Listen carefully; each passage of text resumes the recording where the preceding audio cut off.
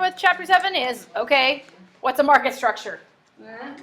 Okay, market structures. Market structures, you'll notice, is in green, it is in bold, it is a term. So, this chapter you will find that there are quite a few terms. Okay, so market structures is the degree of competition among businesses in the same industry. Remember what we said was that an industry can be, is going to be basically a group of companies that produce a similar type of product, okay? So, degree of competition, guys, degree of competition in the same industry. So, we can talk about that in some industries there's more competition than other industries, okay? And there are four basic market structures, four basic types of market structures. And you can really look at market structures kind of on a continuum.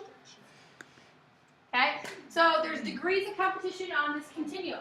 And just like, okay, if you know what a continuum is, okay, you kind of, you have polar ends. You have one end of the continuum that is one thing, and then the other end of the continuum is complete opposite. And then you have some similarities in the middle, okay? So, whenever I talk about market structures, it always reminds me of, sounds weird, but the color spectrum. Do you ever study the color spectrum in like science class? Yes. Okay, so white light, right, and the Roy G. Biv. You know Roy G. Biv? Yeah?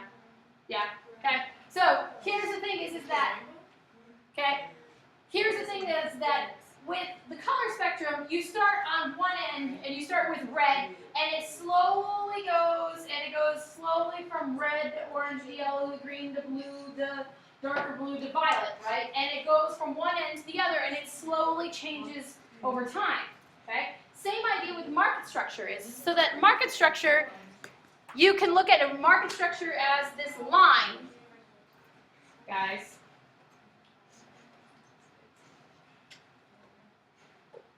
Market structure is this line where we can have this continuum on. So we start on one side with perfect competition. Okay? Perfect competition has several characteristics to it, and we're going to learn about those characteristics today. But perfect competition, one of the characteristics of perfect competition is there's a lot of sellers. Okay? A lot of sellers.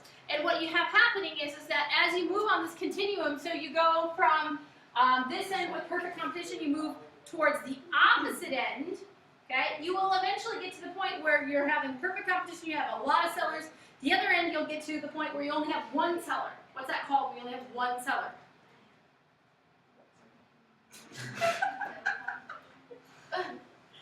Such as an M, you know the word. Very popular board game. Thank you. Monopoly. Okay, so on the opposite end of the spectrum, you have monopoly. So on one side, you will have perfect competition where you have a ton of sellers. On the complete opposite end, you have one seller. That would be a monopoly. And then you have two in the middle, okay, that are similar. They're similar to maybe perfect competition or monopoly, but they're not quite, okay? So in the middle, you have, and this confuses a lot of people, the name of this, monopolistic competition. Monopolistic competition, you will find is that perfect competition has 5 characteristics. And what you will find is that as you move closer and closer to monopoly, you will lose some of those characteristics of perfect competition. So one of the things is number of sellers. So you'll start with perfect competition, you'll have a whole bunch of sellers.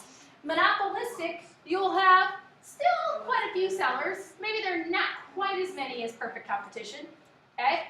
But you'll still have quite a few. And then as you keep moving down the line, keep moving on down the continuum, you will also get to something called, and everybody loves this word, oligopoly. Oligopoly. Oligopoly, you're going to have between 2 and 5 sellers, and they're going to be very major sellers. Okay? So what I'm trying to show you here is that as you go from one end of the spectrum to the other, okay, you will find that you're moving one end of the spectrum to the other, and you will lose some of these characteristics. So you'll start with perfect competition, and you'll have all these things about perfect competition, and as you move along the line and you go to monopolistic, you'll lose some of the sellers, And you go to oligopoly, you'll have even fewer sellers, and then eventually go to monopoly, and you'll have only one seller, okay? But what we're going to find is that I have a chart for you today looking at is that the degrees of competition and what are we losing along the way when we move eventually from perfect competition to the opposite end of the spectrum to monopoly, okay? So that's what I wanted to start with, kind of give you an intro to these market structures before I turn you loose and you will read your book. All right, questions on this? Okay.